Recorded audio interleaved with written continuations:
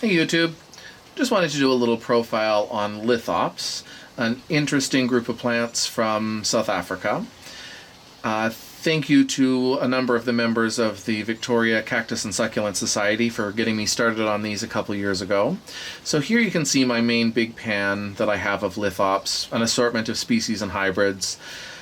These plants have very distinct growing cycles. They've just split their old leaves apart, and the old leaves are mostly shriveled up and sort of disappearing right now, and all of their nice new spring growth has appeared. These leaves that they've now just grown are going to stay with them until next spring. Their growth cycle is a bit tricky to get used to in the beginning, but once you have it sort of figured out, they're pretty easy to grow. After they've split and their leaves are pretty much dried out, the old leaves are almost gone, you can give them a nice good drink. So for us here in Victoria, that tends to be sometime in May. They get a nice drink of water. You can water them probably every week to 10 days or so until the heat starts to pick up in the summer. They are sort of summer dormant. They really sit there almost in a bit of stasis through the heat of summer. They don't really want a lot of water. They might get the occasional little drink, especially if you've got a nice cool day. And then again, come sort of mid-September, they'll want another good drink. And in September, October, you'll start getting flowers on them.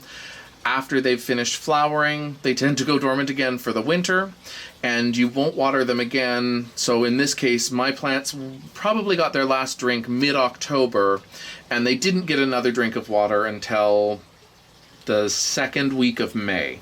So long periods of time, especially for those of us who grow orchids and things that like water all year round. It's a little bit tricky to get used to, but as I say, if you sort of follow those basic guidelines of some water in the spring, stop for the heat of summer, some water in the fall, stop for the cold of winter, they are pretty easy to grow.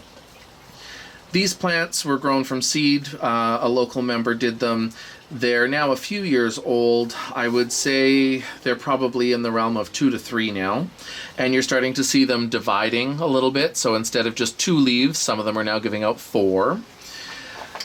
And I would say about half of them flowered last year. So we've started to get some flowers on them already.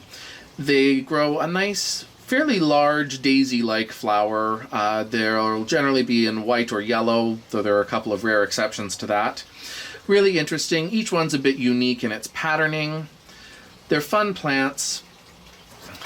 I have a few others that are specific species that I'm growing in separate pots, including a couple that are still quite young. So here you've got a nice little plant.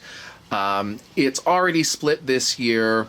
With the watering it's getting this spring, it's going to increase a little bit in size, and then hopefully next spring it'll probably bump up closer to the size of some of these. All right, thanks YouTube. Take care.